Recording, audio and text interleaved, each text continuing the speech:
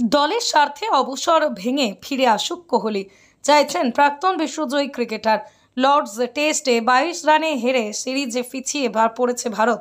পরাজয়ের কারণ হিসেবে অনেকেই টিম ইন্ডিয়ার মিডল অর্ডারে অভিজ্ঞতার অভাবকে দায়ী করছেন।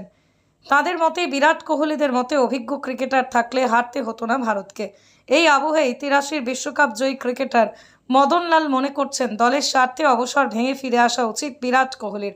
এক সাক্ষাৎকারে মদনলাল বলেন, ভারতীয় ক্রিকেটের প্রতি কোহলির আবেগ অতুলনীয়। আমি অতি অবশ্যই চাইব অবসর ভেঙে যেন টেস্ট ক্রিকেটে ফিরে আসে। ফিরে আসাই তো কোনো দোষ নেই, অবসর ভেঙে ফিরে এসে দলের পাশে দাঁড়ানো উচিত ওর। যদি এই সিরিজে না হয় তাহলে পরের সিরিজে ওর ফিরে আসা উচিত। আসলে আধুনিক প্রজন্মের অন্যতম সেরা ক্রিকেটার বিরাট কোহলি। চাপের মুখে কিভাবে শিখতে পারবে দলের ক্রিকেটাররা? উল্লেখ্য, জয়ের দিক থেকে কোহলি ভারতের সবচেয়ে সফল টেস্ট অধিনায়ক। Graeme Smith, Ricky Ponting, Steve Waugh পরে চতুর্থ স্থানে রয়েছেন তিনি। লিডসে প্রথম টেস্টে হেরে যাওয়ার পর ভারত দ্বিতীয় টেস্টে দুর্দান্ত প্রত্যাবর্তন করে, যদিও এ ব্যাপারে কোহলির কোনো মন্তব্য পাওয়া যায়নি।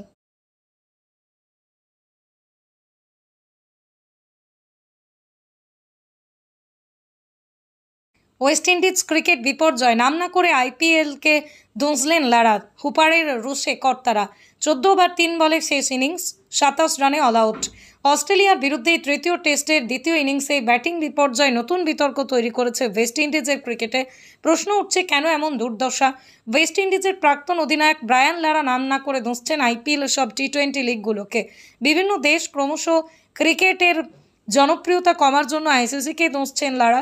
একটা সাক্ষাৎকারে তিনি বলেছেন, জাতীয় দলে সুযোগ পাওয়ার জন্য আমরা প্রথম শ্রেণীর ক্রিকেট খেলতাম, কেউ কাউন্টি ক্রিকেট যেতাম। এখন গুরুত্ব পাচ্ছে কিছু প্রতিযোগিতা, বিভিন্ন দলের হয়ে খেলে জাতীয় দলে জায়গা পাওয়ার চেষ্টা করছে এখনকার ক্রিকেটার। এখন সব চুক্তি নির্ভর। শুধু ক্রিকেটারদের দোষ দিলে হবে না, নাম না করে লারা দায়ী করেছেন টি20 লিগগুলোকে। তার বক্তব্য, এখনকার ক্রিকেটাররা ভালো আয়ের লক্ষ্যে দেশে দেশে ঘুরে লিগ খেলেন। প্রথম শ্রেণীর ক্রিকেটে খেলতে চান না অনেকেই, তারই প্রভাব পড়ছে টেস্ট ক্রিকেটে।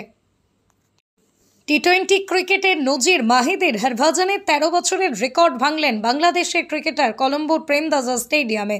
টি20 ক্রিকেটে বিদেশি বোলারদের মধ্যে সবচেয়ে ভালো পারফরমেন্স ছিল হরভজন সিংয়ের। বুধবার তাঁর রেকর্ড ভাঙলেন বাংলাদেশের অফ স্পিনার মাহেদী হাসান। টি20 আন্তর্জাতিক ক্রিকেট হরভজন সিংয়ের একটি রেকর্ড ভেঙে গেল বুধবার। নতুন নজির গড়লেন বাংলাদেশের মাহেদী হাসান। শ্রীলঙ্কার বিরুদ্ধে তৃতীয় টি20 ম্যাচে 11 রান দিয়ে 4 উইকেট নিয়েছেন অফ স্পিনার। তাতেই হয়েছে নতুন নজির। কলম্বোর আর প্রেমদাসা স্টেডিয়ামে বুধবার মুখোমুখি দুদল। এই ম্যাচেই বাংলাদেশের সফলতম বোলার মাহেদী তাঁর দাপটেই শ্রীলঙ্কার প্রথমে ব্যাট করে 7 উইকেট 132 রান তুলতে পেরেছে। প্রেমদাসা স্টেডিয়ামে সফরকারী দলগুলোর বোলারদের মধ্যে এতদিন সেরা পারফরমেন্স ছিল হরভজনের, এবার সেই রেকর্ড ভেঙে গেল।